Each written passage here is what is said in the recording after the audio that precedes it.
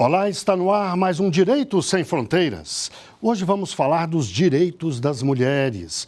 Uma pesquisa feita pela Universidade Georgetown dos Estados Unidos indica os melhores e os piores países do mundo para as mulheres, do ponto de vista do acesso à justiça, da segurança e da inclusão, seja econômica, social ou política. A pesquisa foi feita em 170 países. O Brasil está na posição de número 80. Praticamente no meio. No topo da lista estão países nórdicos, pela ordem Noruega, Finlândia e Islândia. Os três últimos colocados são o Iêmen, a Síria e o Afeganistão.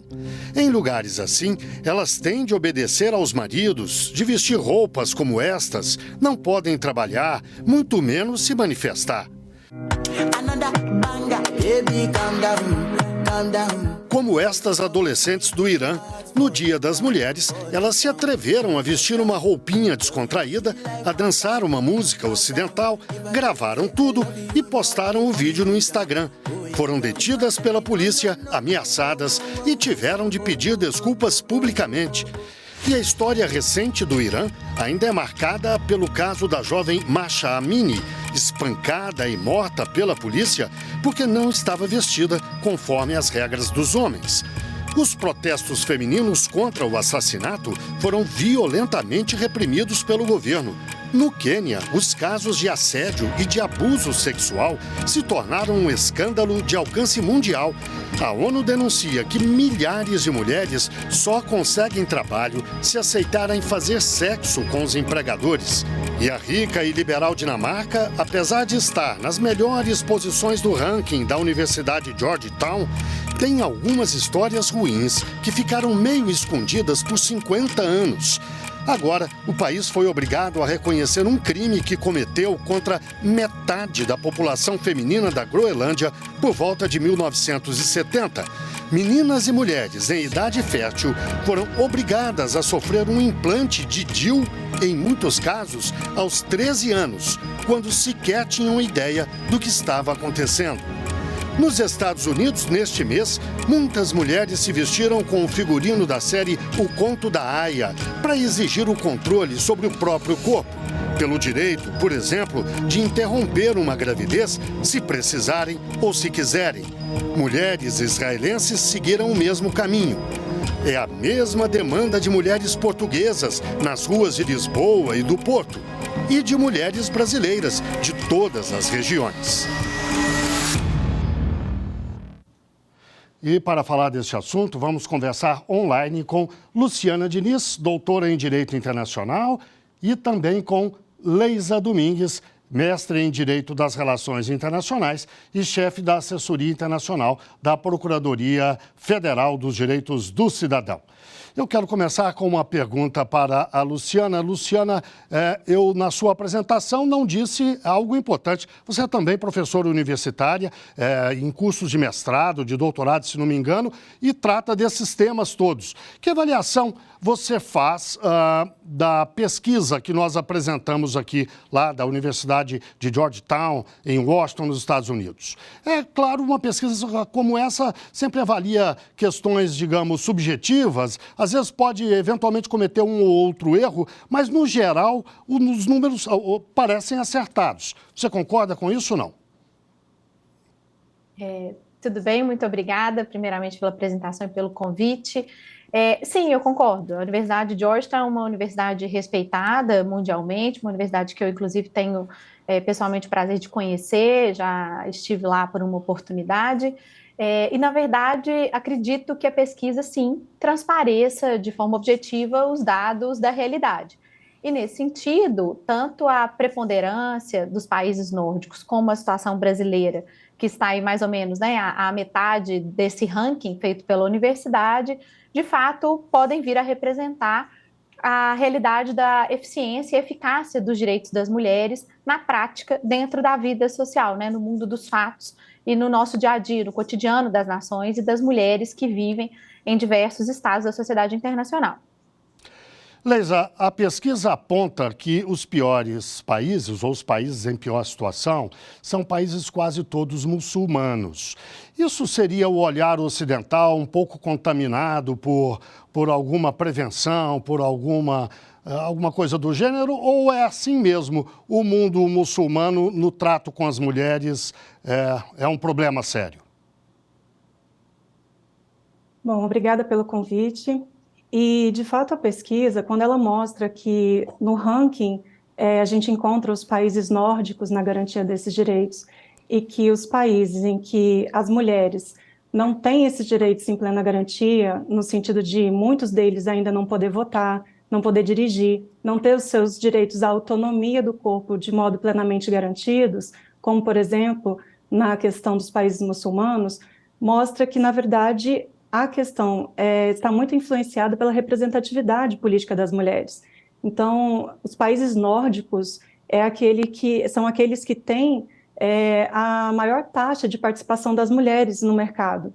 E isso indica que uma maior representatividade e participação das mulheres igualmente garante o maior direito a elas. Luciana, eu faço a mesma pergunta para você. Afinal, os países muçulmanos que têm regras rígidas no trato com as mulheres, merecem estar nessa posição, estão, como às vezes sugere o olhar de quem está do lado de cada mundo, estão atrasados nesse tema? Obrigada pela pergunta. Vou complementar o que a minha colega aqui de tribuna hoje também já esposa, a doutora Leisa. Na verdade, Guilherme, se você me permite, com todo o respeito e data máxima vênia à pesquisa, na verdade, eu acho que não é uma questão pura e simplesmente serem países de religiosidade, em maioria muçulmana. Até porque eu também sou historiadora, e com todo respeito à religião muçulmana, que dentre as 3 religiões monoteístas da história é uma das mais belas, que tem um livro sagrado muito bonito que é o Corão, o problema não é a religião em si, o problema é a interpretação que os homens que estão no poder fazem dessa religiosidade, na verdade, né? E aí há um certo desvio, uma certa discrepância entre o livro sagrado, a vivência daquela religião e os direitos das mulheres naqueles países que se dizem de maioria muçulmana e que usam, até mesmo politicamente, dessa ferramenta para uma não garantia de direitos. E mais do que isso, para mim a questão não é nem propriamente a religião, mas sim, se nós fizermos uma comparação assim, muito rápida aqui entre o topo desse ranking e a base, né, aí, digamos, aqueles países que estão numa condição mais inferior, a grande questão é a representação democrática e a estabilidade democrática dos estados. Os estados nórdicos têm uma estabilidade democrática de há muito tempo. E, inclusive, se a gente parar para pensar, não foram tão abalados assim diretamente nem com a Primeira e nem com a Segunda Guerra Mundiais. Então, essa estabilidade, ela está à frente até de outros países de destaque da lista e do contexto internacional, como o Reino Unido, a Alemanha, a França, né? Então, não é só uma comparação em termos de religiosidade, mas também de vivência daquela que é a religião oficial do Estado. Mas eu acho que muito mais de garantia e de estándar de proteção democrática e de vivência democrática do Estado e a sua consolidação ao longo do tempo. Porque se você parar para pensar, a nossa própria democracia é muito jovem, uma democracia de um novo marco constitucional de 88 para cá. Leisa, e entre os países ricos, ditos democráticos, desenvolvidos, mesmo entre eles, não há uma homogeneidade muito grande. Veja os Estados Unidos, por exemplo, o país mais rico, mais poderoso do mundo, capaz de destruir o mundo várias vezes. Lá a gente vê uma situação, muitas mulheres criticam, grupos de mulheres, um retrocesso que houve recente na legislação.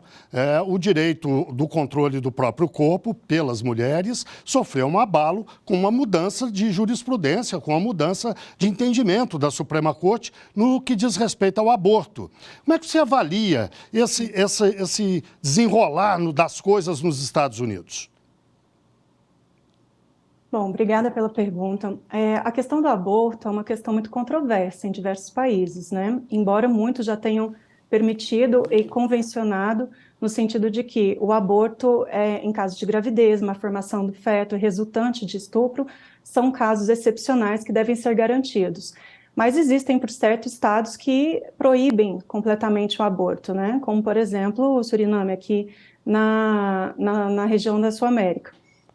A questão dos Estados Unidos é porque sempre foi uma perspectiva jurisprudencial no sentido, né, da questão da autonomia de gênero, mas, ao mesmo tempo, tem muito um aspecto relacionado à questão religiosa e, certo, pela questão federalista dos países, né? Claro que aí também existe toda essa percepção de um federalismo norte-americano que diverge do nosso, e diferente do nosso sistema no âmbito do Supremo, que adota um controle concentrado de constitucionalidade, e que aí a gente tem percebido nas discussões da ADPF 442 a possibilidade de um aborto legal que seria, vamos colocar assim, consolidado na jurisprudência para todo o território nacional.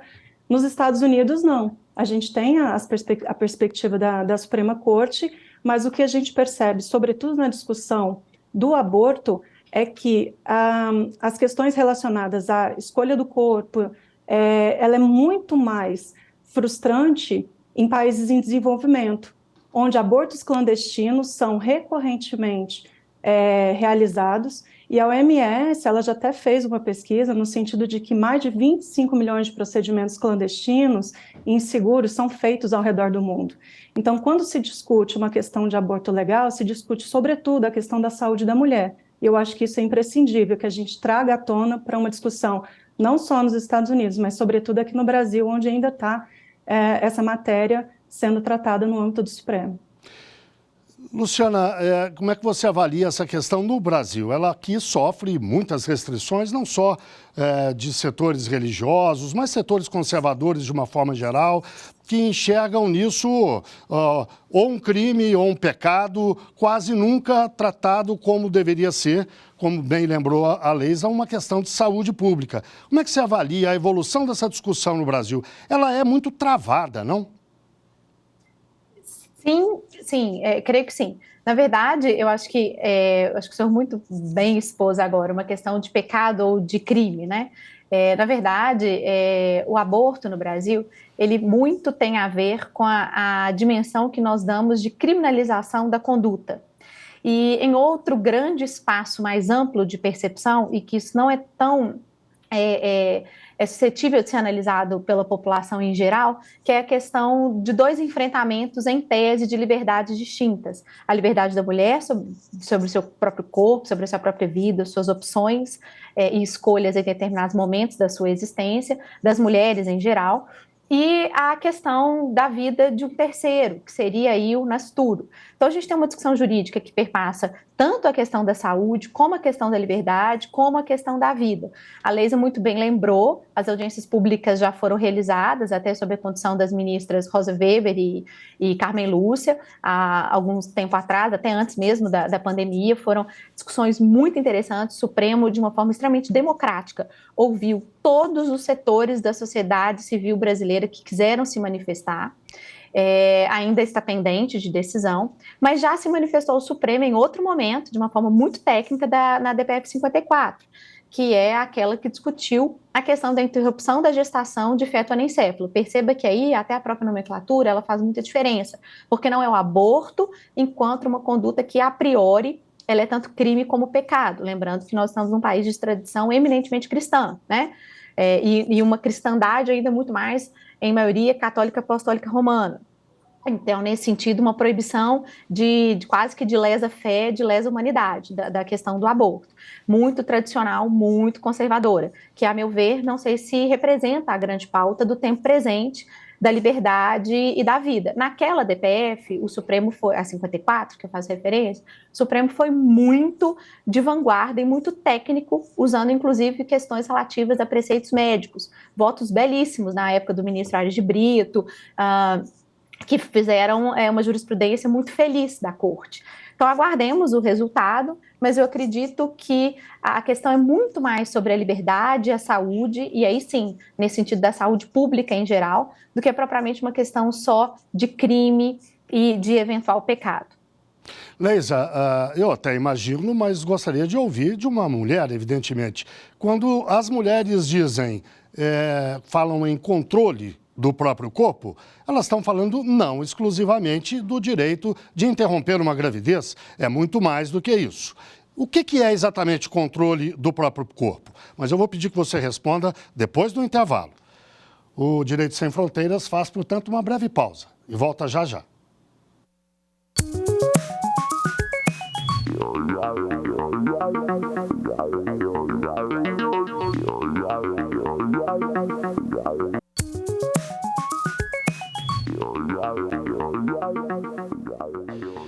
O Direito Sem Fronteiras está de volta. Hoje falamos de direitos das mulheres, como o controle sobre o próprio corpo. As nossas convidadas são Leisa Domingues, mestre em Direito das Relações Internacionais e chefe da Assessoria Internacional da Procuradoria Federal dos Direitos do Cidadão. E também Luciana Diniz, doutora em Direito Internacional e professora universitária. Leisa, no bloco anterior eu deixei uma pergunta no ar para que você respondesse agora. Quando as mulheres falam em controle do próprio corpo, elas estão falando do que exatamente? Essa pergunta é muito interessante porque a questão do direito à autonomia do corpo feminino é uma luta histórica ao redor do mundo. E a violação desse direito é uma violação à dignidade da mulher. O Fundo da População das Nações Unidas fez um relatório em que diz que mais de 50 países em desenvolvimento desrespeita essa autonomia do direito ao corpo. E esse direito ao corpo, ele envolve muito mais do que questões relacionadas a aborto.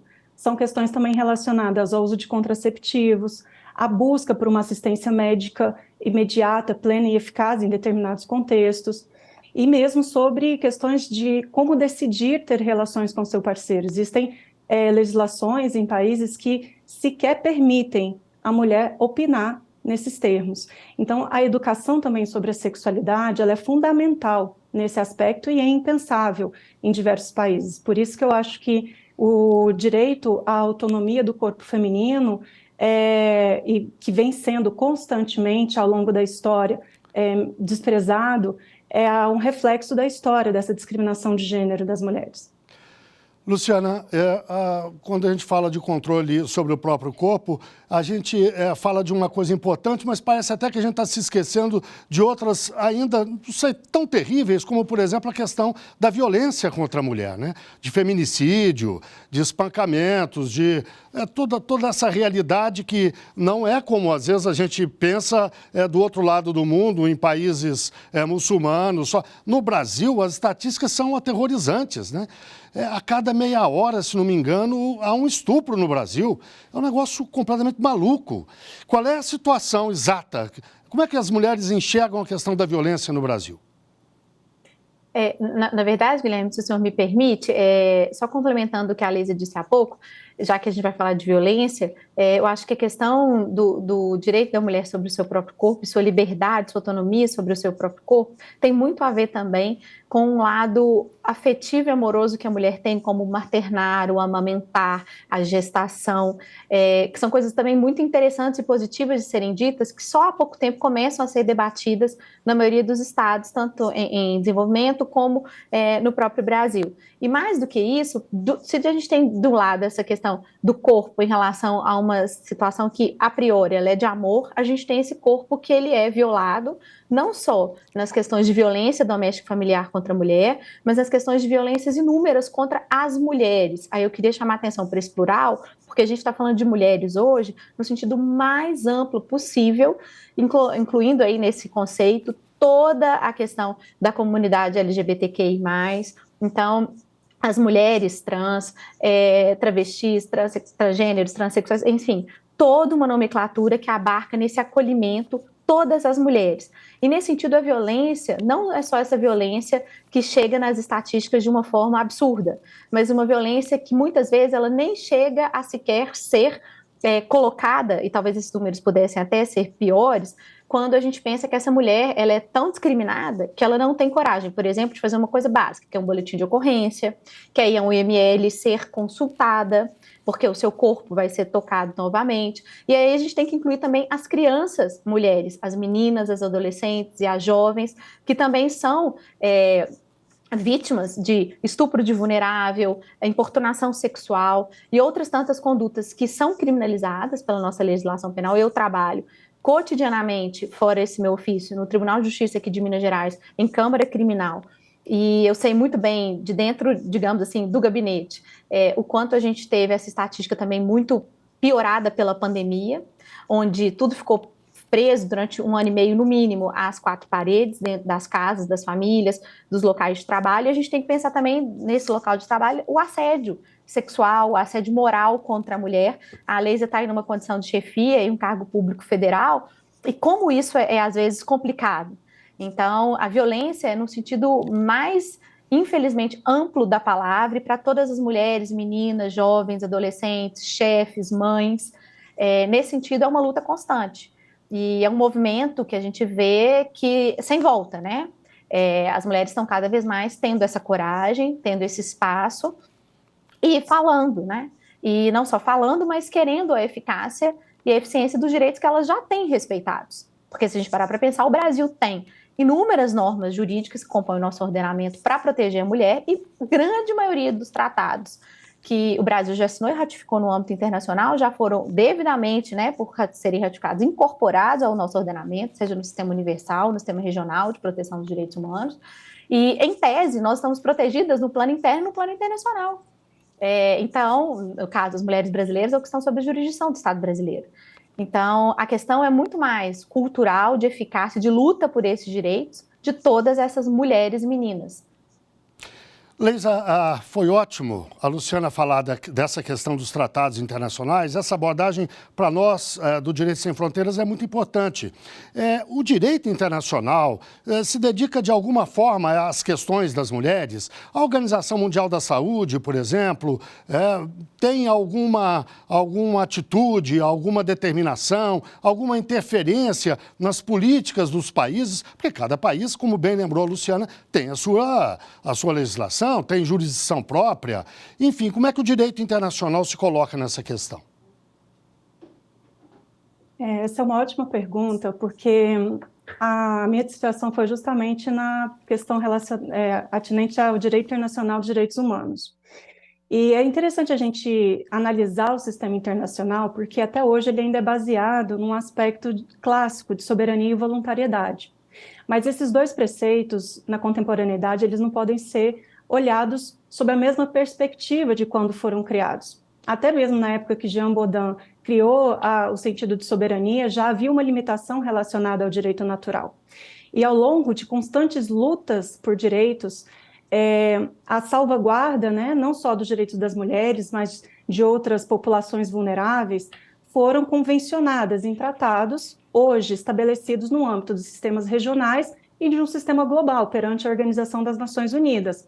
Então, as diferentes agências da ONU tratam da questão das mulheres em diferentes perspectivas. A Organização Mundial da Saúde, por exemplo, tem diretrizes relacionadas à garantia de direitos reprodutivos, direitos da autonomia da mulher e da saúde da mulher e de meninas, como bem colocado aqui pela doutora Luciana, aqui nesse aspecto de violência contra a mulher e a questão relacionada ao aborto. E existe também diferentes tratados que resguardam esses direitos e mecanismos que buscam também salvaguardar os direitos das mulheres. Um exemplo clássico disso é, por exemplo, a nossa Lei Maria da Penha, que ela resultou de uma decisão que veio de uma recomendação da Comissão Interamericana de Direitos Humanos, e a partir disso é um exemplo de salvaguarda desses direitos a partir de um sistema internacional. Então, cada vez mais, o direito internacional dos direitos humanos tem influenciado os países a melhorar as políticas em favor dos direitos das mulheres. Luciana, a luta das mulheres, talvez a gente pudesse situar no tempo como o final do século XIX, começo do século XX, ganhou força com a luta pelo direito de votar, depois, mais tarde, nos países industrializados, com o direito ao trabalho, com uma série de conquistas que vieram aos poucos, ao longo de décadas. Mas nós estamos falando de um tempo longo, pelo menos 100 anos, talvez um pouco mais. As mulheres vão ter que esperar mais 100 anos para atingir o que elas gostariam que fosse a relação entre homens e mulheres do mundo, não? Eu espero sinceramente que não. Acho que essa é a minha resposta esperançosa. Mas na prática, no dia a dia, eu também acho que as mulheres estão cada vez mais ativas, críticas de si mesmas, críticas de uma realidade, com uma condição de estar no mundo muito mais autônomas e dignas do que as mulheres que nos precederam, e graças a elas estamos aqui. E também há muitos homens que deram esse crédito a essas mulheres, não no sentido de confirmá-las, porque a confirmação é por si só, mas digo no sentido de permitirem que essas mulheres, no momento que antigamente era tão tradicional de espaços só masculinos, elas estivessem ali, mas sempre numa condição de conquista. E eu acho que é isso que tem que acabar. Se a igualdade de gênero está lá como meta 5, né, Objetivo de Desenvolvimento Sustentável da Agenda 2030 das Nações Unidas, se é claríssimo, né, claríssimo, no artigo 1º da Declaração Universal das Nações Unidas sobre os Direitos Humanos, né, que todos os seres humanos nascem iguais, livres e iguais em direitos, só da gente ter ali essa expressão seres humanos, tem muita gente que não sabe disso, quando a Eleanor Roosevelt, que foi uma das grandes responsáveis pela declaração, uma mulher, esposa do então presidente dos Estados Unidos, quando a declaração ia sair como homem, né? Foi uma indiana, uma representante da delegação indiana, uma mulher, que à época disse, olha, não, já vamos tentar matar isso agora, vamos colocar os seres humanos são iguais e livres em direitos. Então, a princípio, aparentemente, pelo menos para nós que somos internacionalistas e humanistas, em tese essa diferença ela já deveria estar superada há muito tempo, porque somos iguais. E é uma igualdade muito mais do que meramente entre homem e mulher. Eu gostaria de repisar isso aqui. É uma igualdade de gênero, uma igualdade entre pessoas, entre seres humanos, né?